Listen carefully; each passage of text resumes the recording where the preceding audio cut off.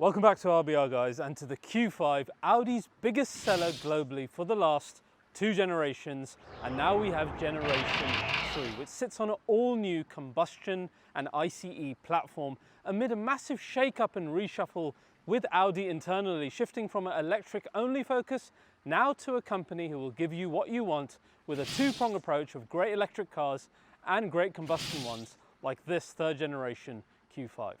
So then, a super important car for them to get right. Luckily then, it pulls the best bits from Audi's latest cars into this. For example, we've got an engine lineup where you can choose between either a petrol or a diesel, and both are MHEV Plus, so advanced mild hybrids with more electric use than their rivals use.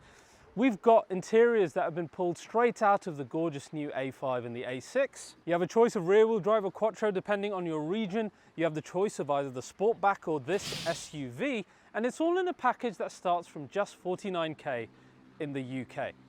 And then of course, sitting at the top of the ladder is the new SQ5, our main focus for today, which is now a V6 petrol globally. Yes, that includes Europe and the UK.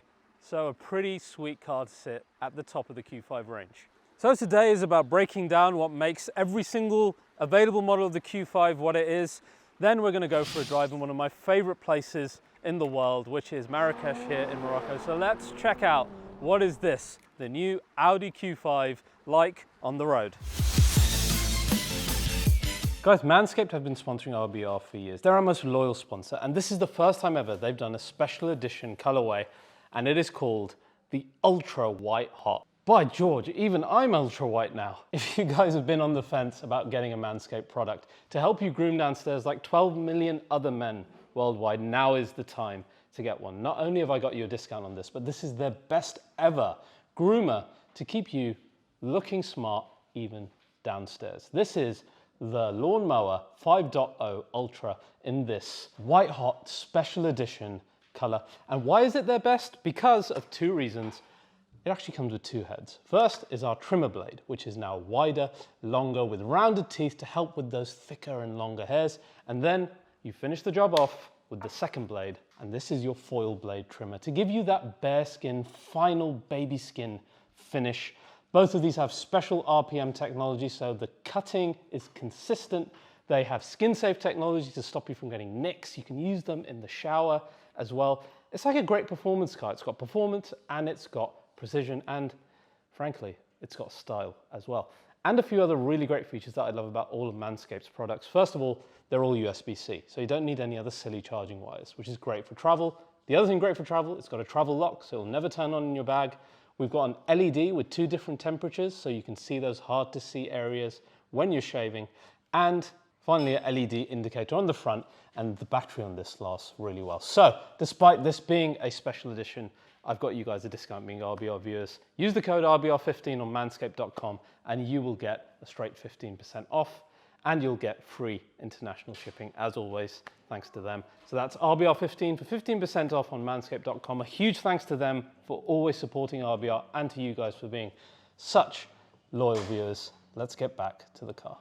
The mid-size SUV market is probably the biggest and most important part of the car market. I'm not exaggerating. Just think about how many manufacturers started their electrical first step with an SUV or a crossover in the mid-size range in order to try and get a small slice of that massive pie. And it's a hard-fought market in the ICE side as well, with great cars like Mercedes's GLC. You've got the brilliant BMW X3 as well. You've got the platform cousin to our Q5 in the Macan. And of course our Q5 today. But the funny thing is that for each of those manufacturers, those vehicles are their best sellers. That's how big of a pie the mid-size SUV market is. And that's why it's equally as important for Audi to get their Q5 right now. And this was a car that was quick to become a bestseller as well. It debuted in 2008 and it sat on the MLB platform, the same as the A4 and the A5, later stolen and modified by Porsche on the Macan. And like I said, became a quick bestseller thanks to the fact it had practicality, sat at the right price point, had Audi's premium appeal, drove nicely as well. We had a facelift then come with the first SQ5, So we had a TDI in Europe, and then we had a supercharged petrol in the USA and the rest of the world. Generation 2, even better. Now we had the option of a Sportback. Later on, we had plug-in hybrids come in as well. SQ5 saw a power bump up to 350 horsepower. Still with Europe getting the TDI, and then the USA getting the petrol. But this is a car that I just see so much on the road in the UK, and I can really believe that it is their global bestseller. And then we come to today's car, Generation 3, and it looks to move the game on even further. So the Q5 is the first SUV to sit on the new Premium Platform Combustion, and that joins two other gorgeous cars in the A5 and the new A6. And we start off with the Q5 in three different trims. We have got our Sport, we've got S-Line, and we have Edition 1. All of our cars today have, of course, the S-Line styling. It's offered, as I said, in both SUV, or you can get the Sportback, which is actually still really close to the SUV in terms of practicality. And then, of course, our flagship, as I said, for performance is our SQ5, available in both styles as well. But before the SQ5, we have a couple of other variants. And these are both 2-litre 4-cylinder engines. One is petrol, the other one is diesel, both producing up to 204 PS. But the great thing about both of these engines is that they are MHEV Plus, or Mild Hybrid Electric Vehicle Plus. And what this consists of basically is a 1.7 kilowatt lithium-ion battery that sits in there that provides a number of additional functions versus other mild hybrids that you've seen in the past.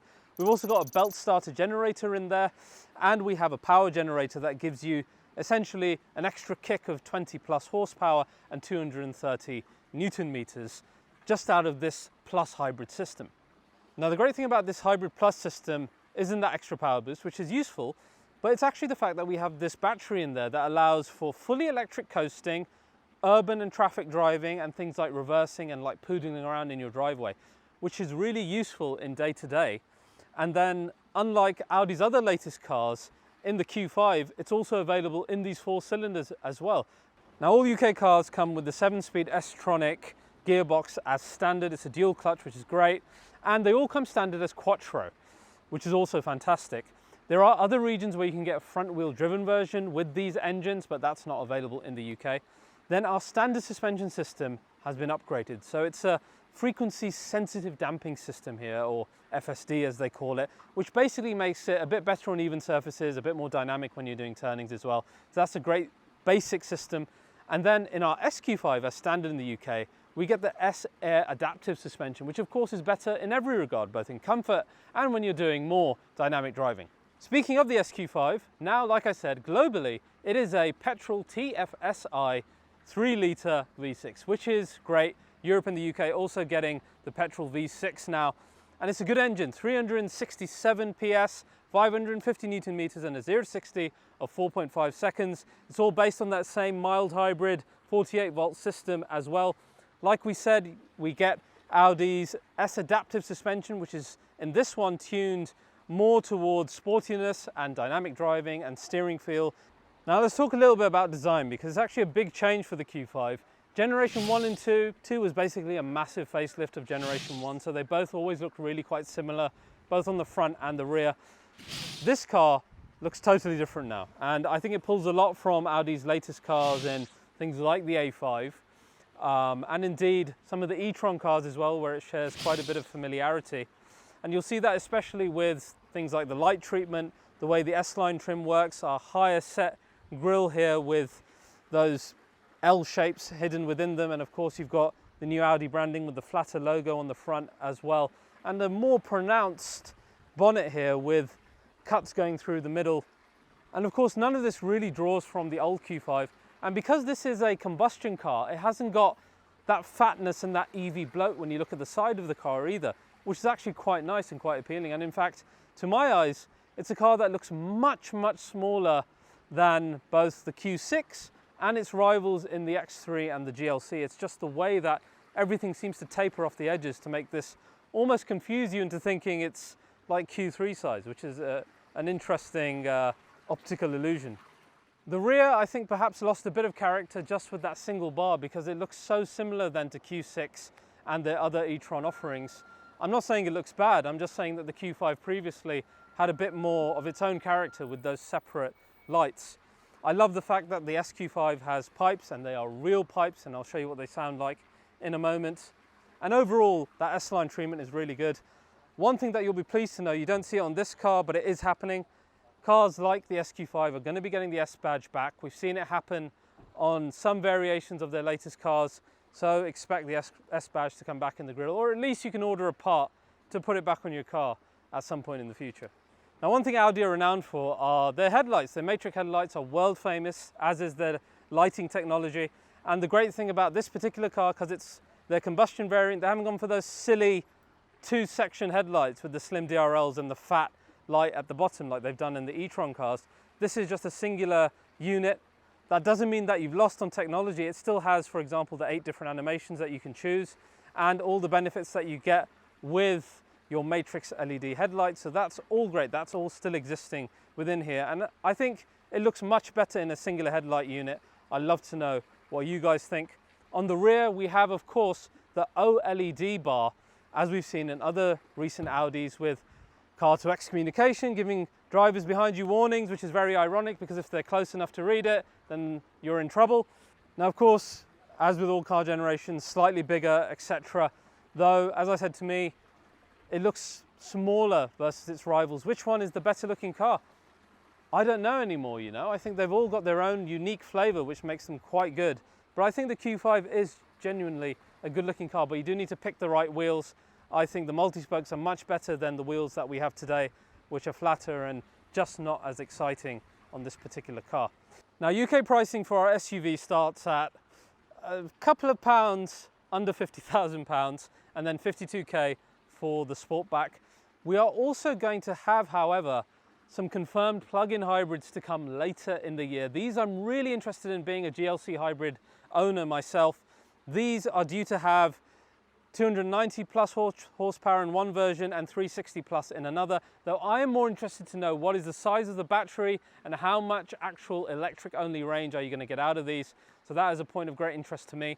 When it comes to the SQ5, this starts at £74,000 or just under 75, and that sees it sit at the same level as the lackluster AMG GLC 43 that we weren't that impressed with, but it's more expensive than the brilliant X3 M50 that we were impressed with. So we will see how it acquits itself on the road today, particularly versus those two cars. Now, in terms of the interior, it follows Audi's digital stage concept with the skateboard screen in front of you, which basically means it's a one-on-one copy of every other PPC and PPE platform car that we've seen, so they're latest cars. Now, in that sense, it's a little bit lazy because it really looks one-on-one to a lot of those cars, but I'll forgive Audi for it because most of these are the mid-segment cars anyway.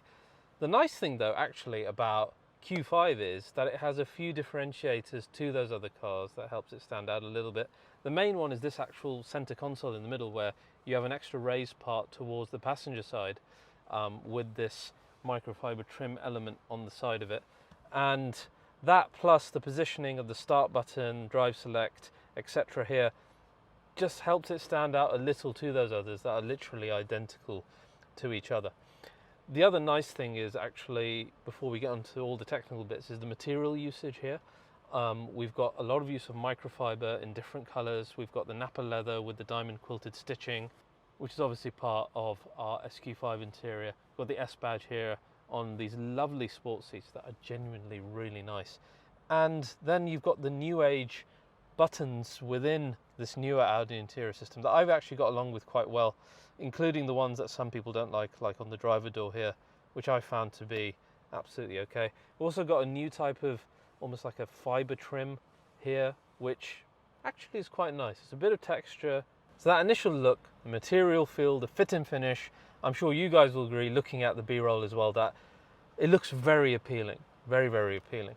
Now, I didn't actually know this, and I've driven a few of these cars, but Audi's new operating system, or this whole new car system, is based on the Android Automotive OS, but obviously Audi's made it their own.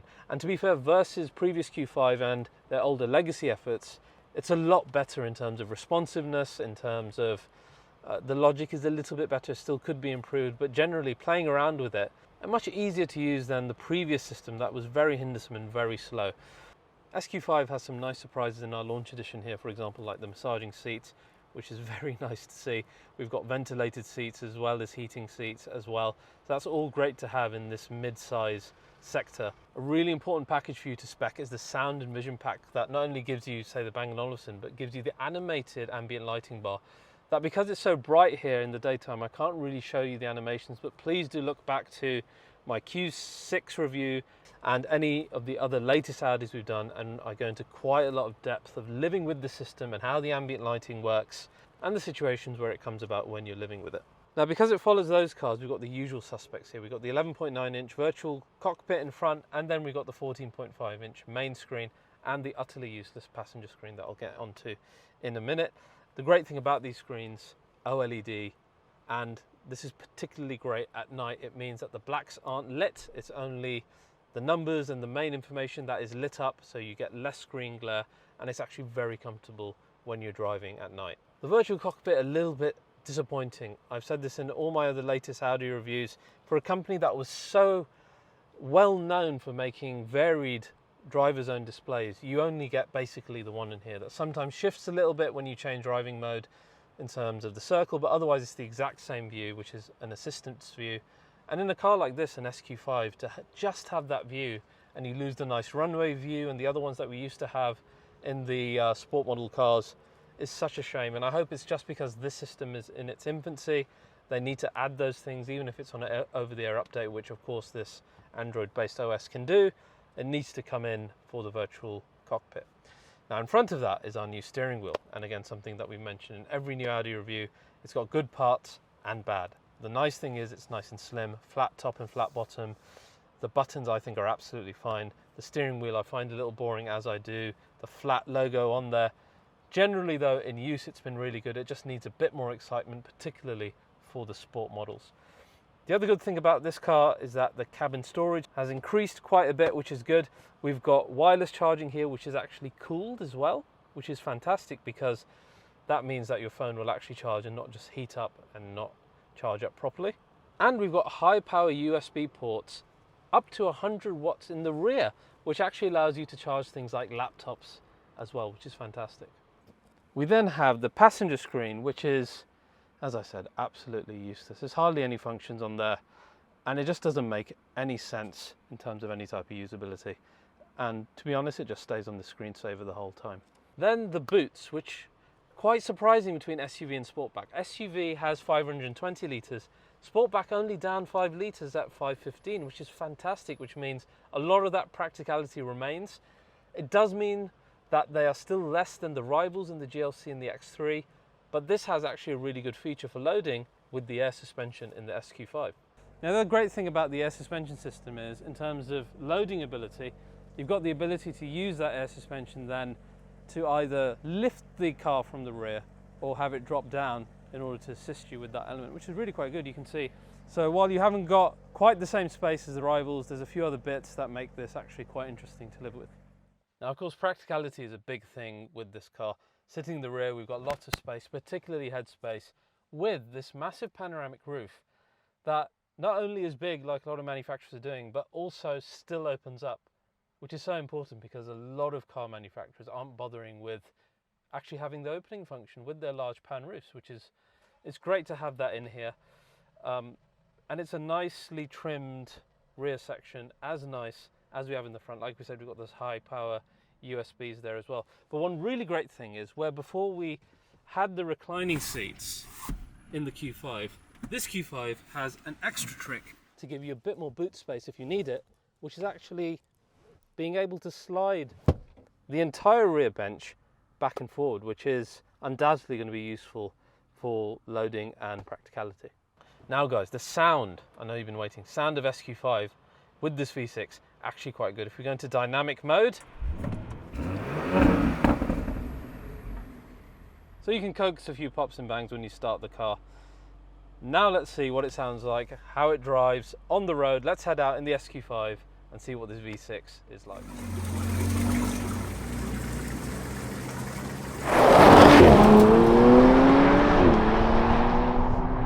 So guys, here we are in the dusty outback of Marrakesh. Desert vibes in the background. It's all quite nice actually. Now, with SQ5, we're going to start in dynamic mode. And dynamic mode, immediately you'll hear the flaps open as well, so you get a bit more of the V6 sound immediately. And the V6 sound is very important for this car.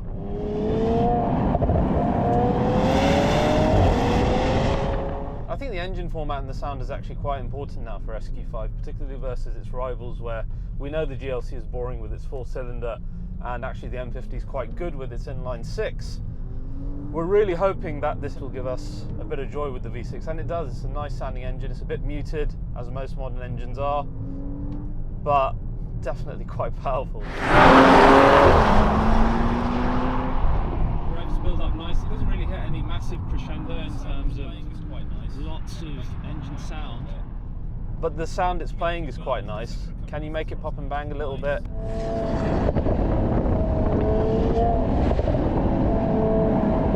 You get a few burbles, etc., coming off the throttle, which is nice. It's definitely nicer than a 4-cylinder, that's for sure. Is it better than the inline 6 in the M50? I would say it's pretty similar, actually, which is a shame because V6s generally have been a lot more characterful in the past.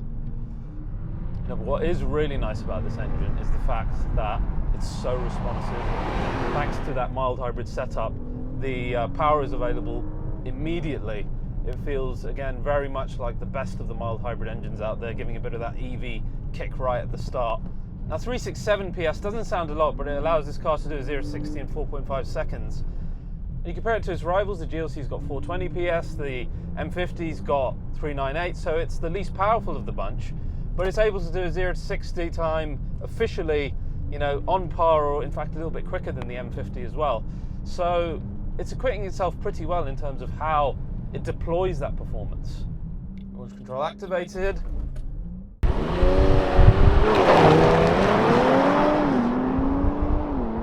Quick.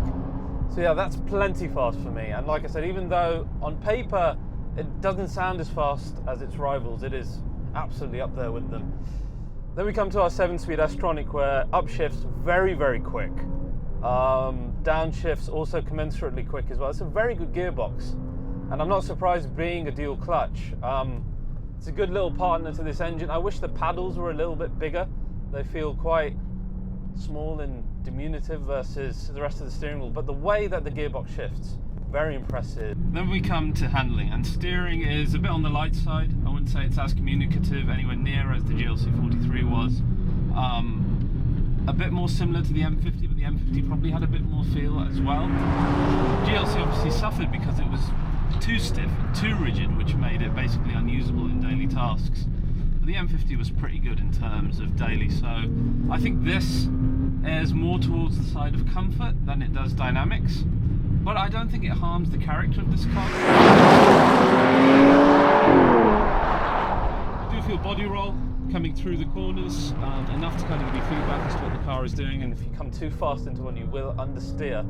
But as an entry-level car, I think it acquits itself really well. The engine plus the gearbox plus the air suspension, it makes it good enough that when you want to have some fun in this, it actually picks up pace very quickly. Then you've of course got the Quattro system, which is so good at deploying that power that it really does make quick work of some short corners.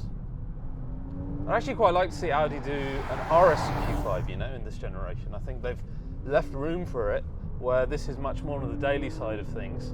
You know, why not put a nice V6 hybrid into something like this and really make it a bit more dynamic with Audi Sport? That would be cool. But as this is, I think it acquits itself well as an entry-level mid-size SUV, and particularly what helps that element, and it's somewhere where the GLC43 failed miserably, is that when you then go into comfort, and we have got some uneven road here, we've done a lot of driving here in Marrakesh, the air suspension is fantastic in dealing with those bumps, which is, I think, is going to end up being more important for this car, where it needs to still be dynamic, whereas in our diesel, as we'll see shortly, I suspect that that standard suspension will do an adequate job. But this is really, really comfortable. The air suspension does a great job of dealing with some really challenging road that we've had here. And then the car obviously calms down in terms of comfort mode itself. You get all your driving assistance working for you. You're used to all of that, and it's not that relevant for SQ5. We know it exists. but it becomes a very easy car to live with, which I think is really important. My only thing with this car is, and it's something where I've got the hump with it and a lot of performance cars these days, is that I wish it had a bit more of a pronounced soundtrack. Having the V6 should have been such a boon, whereas it's quite mute and I don't feel that you're getting the benefit that you should out of it.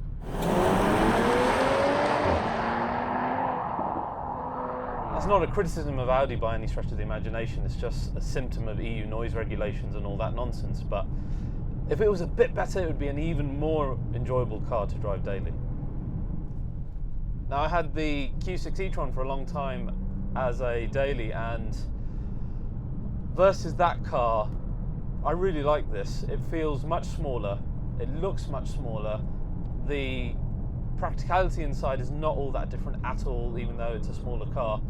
And then when you want to have fun, it's simply better at it, particularly when that one wasn't even an SQ6, but it was basically the same price as this, if not more in the specification that I had. So yeah, even versus that, I can see the SQ5 being a more attractive option. So that's what driving the SQ5 is like. Let's now take a look at what the standard Q5 diesel is like.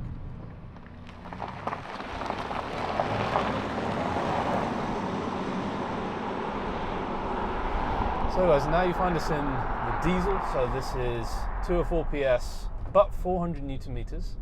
And actually, the engine noise and refinement is really quite decent for a little diesel engine. And what's nice is it doesn't feel underpowered at all. And Audi UK say that this is going to be their best seller. I have absolutely no doubt in that. The consumption figure is really good. The power on offer, even in balance mode, is absolutely ample, and that's the benefit of the diesel engine. It's quiet, it's refined, it's pretty quick, it's comfortable. Now the other interesting thing here is that we've got that frequency sensitive damping, which is the standard suspension setup. Honestly, this standard suspension is the type of suspension where you don't drive it and suddenly think, oh God, I wish I'd optioned up the air suspension. It's not like that. And as I suspected, the standard suspension, more than comfortable enough, even in, I mean, the roads here, not dissimilar to what we have in the UK, some of them a lot worse, and it's handling it, honestly, really quite well. Let's see now, we're in a bit of Moroccan traffic, getting horned at. Is the hybrid to start? Oh, it is working. Yeah, we're running on electric only there. And then if I put my foot down, the diesel engine kicks on. See, this is clever stuff, I like this. I'm sure in a traffic situation then, we're gonna save quite a bit of fuel, because that's when you waste fuel, isn't it? It's on the smaller maneuvers where you have to wake the engine up. So this Hybrid Plus system, quite good. And honestly, in terms of dynamism, it doesn't feel that far away from the SQ5. I'm chasing an SQ5 in front of us at the moment, and it's got a similar type of body roll. You know, the steering is not dissimilar in terms of the feedback or the lightness within it. So I don't think it's a massive downgrade to that. Yes, if you really want the V6, then you go for that. But if we're talking just a pure daily car, it's not something that you would, you know, feel is feeling that much slower. A lot of that, the torque figure, I think really helps. I'm a massive fan of diesels, and because of that, the torquey element of these engines, particularly modern diesels with this extra hybrid assistance, they're so brilliant. So diesel is good news. A, the standard suspension is good, and B, I think the engine with that Hybrid Plus system really equips itself well. Now it's hard with Q5 not to then bring up the Macan, and yes, I know it's only an electric car, they don't do an ICE version anymore, and really the current Macan goes up against the Q6 as it should. But it's hard to deny that Macan and Q5 have always been rivals in some form, given that they shared platform. And now I think the Q5 and the SQ5 all the more tempting for someone who's not interested in an ICE Macan, because really this is the only car that's small like that car was, with similar performance and practicality. So something to bear in mind. Now this car, I think, completely dismisses the GLC43. It's a better engine with the V6.